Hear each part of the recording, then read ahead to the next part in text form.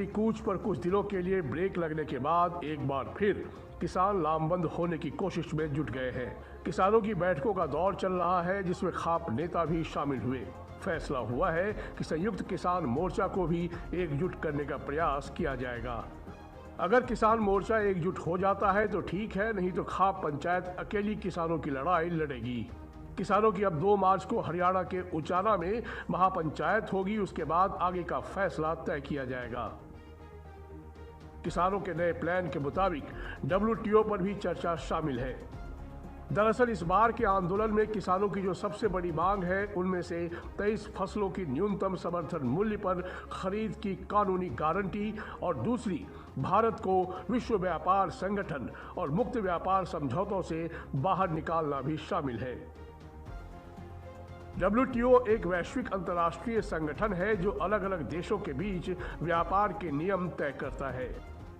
भारत न सिर्फ WTO के संस्थापक सदस्यों में शामिल है, बल्कि इस संगठन का सक्रिय भागीदार भी है।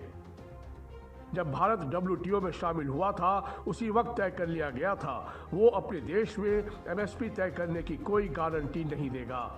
इसके अलावा WTO में शामिल होने की और भी कई शर्तें होती हैं, जिन्हें सभी सदस्य देशों को स्वीकार करना होता है।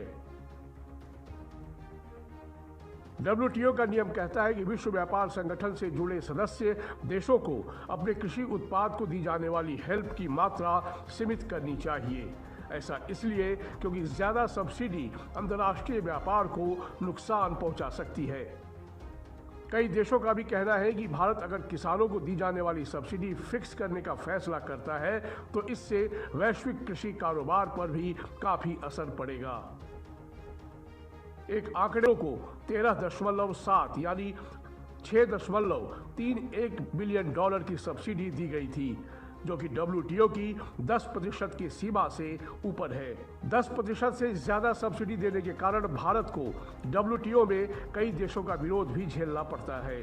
सरकार इसी का हवाला दे रही है, जबकि किसान संगठन मानने को तैयार नहीं है और WTO समझौते से बाहर निकलने की मांग कर रहे हैं। सवाल ये भी है कि किसानों की ये मांगें कितनी जायज है, क्योंकि किसान जितनी प्रमुखता से अपनी मांगों पर डटे हैं, वहीं किसानों की मंशा पर भी सवाल उठने लगे हैं। कहा जा रहा है कि इस बार जो आंदोलन हो रहा है उसमें पंजाब के किसान संगठन ही शामिल है और वो भी सारे नहीं हैं। इस बार के आंदोलन में लगभग 50 संगठन शामिल हैं, जबकि भारतीय किसान यूनियन आंदोलन में तो शामिल नहीं है, लेकिन वो इसका विरोध भी नहीं कर रहे।